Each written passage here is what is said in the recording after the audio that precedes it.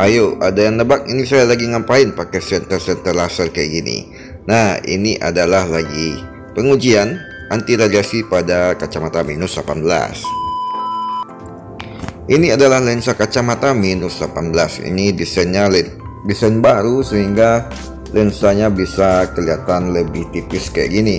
Untuk nama resminya saya juga belum tahu ini, tapi saya kasih nama aja lensa ajaib, sama dengan seperti lensa sebelumnya yang minus 18. Nah, ini dia penampakan lensa kacamatanya. Kita lihat lebih jelas lagi. Kalau kita lihat dari samping kayak gini ya, Anda bisa lihat nggak terlalu kelihatan tebal, bahkan mungkin orang nggak akan menyangka kalau ini adalah lensa kacamata minus 18. Ini adalah lensa desain baru yang dibuat sedemikian rupa. Ini terbuat dari bahan plastik, jadi kalau Anda perhatikan itu di tengah itu adalah titik fokusnya. Lensa ini dibuat sedemikian rupa sehingga pada bagian pinggirnya bisa lebih tipis. Mungkin ini memang agak membingungkan ya, saya juga agak bingung kok bisa gitu kan ya, namanya teknologi ya, inilah hasilnya, selalu berkembang dan selalu ada inovasi. Kita coba bandingkan, ini lensa standar minus 17,5. Kebetulan saya punyanya yang ini, yang minus 18 lagi kosong, yang lensa standar ini adalah minus 17. Nah, kita coba compare, sandingkan.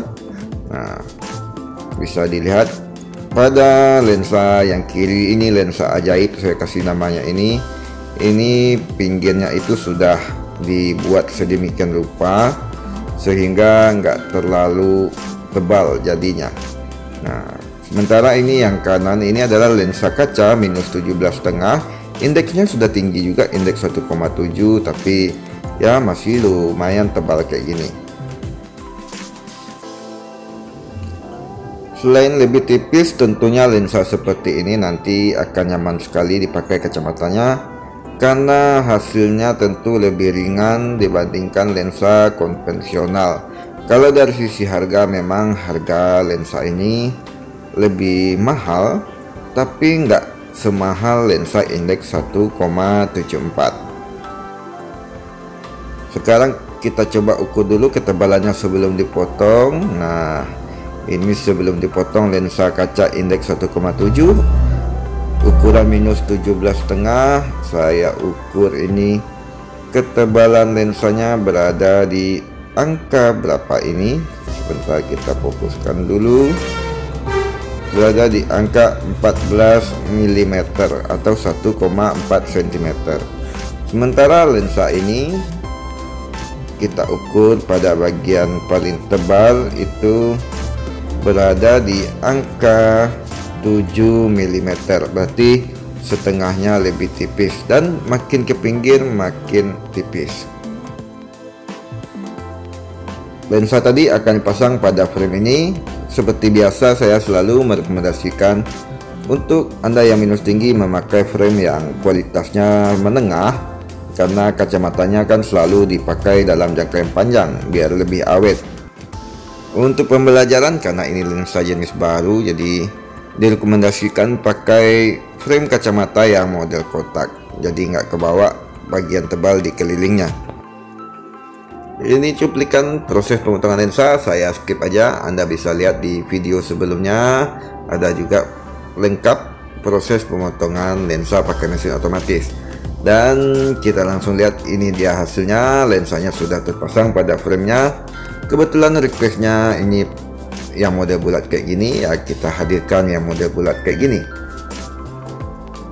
Kita lihat tampak atas. Kalau saya perhatikan, ini ketebalannya setara dengan minus 10. Jadi kalau lensa standar minus 10 dipasang pada frame ini, tebalnya sama dengan lensa kacamata minus 18 ini. Berarti ya sudah lebih dari 60% lebih tipis daripada lensa yang standar apabila dipasang pada frame yang kayak gini.